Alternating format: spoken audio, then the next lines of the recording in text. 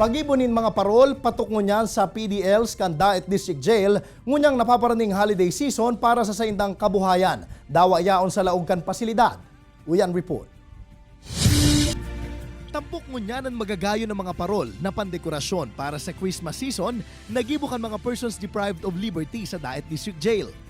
Sigun kay Livelihood Officer JO1 Edita Borja, best-selling subuot ang mga parol, nagibo sa mga recyclable materials, arog kan plastic, kung sain sa enot pa sa ng beses kan sa indang produksyon.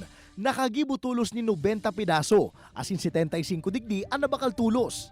Ito pong meron po kaming ito pong parol, yung recycled parol, recycled Christmas lantern out of recycled empty barrels. Sigun man ki JO1 Karen K. Akal Elnar, Community Relations Officer, asin in charge sa pagtitinda online.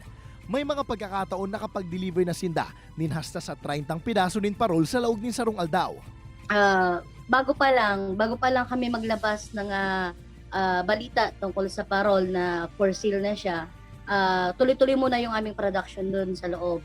Naglalaw man na nasambitan ng opisyal na magiging maugmaan mga PDL sa maabot na Kapaskuhan.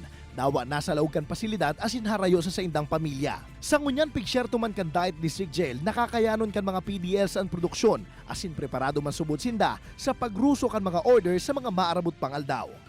Ini si Jesse Cruzat, Balitang Bicolandia.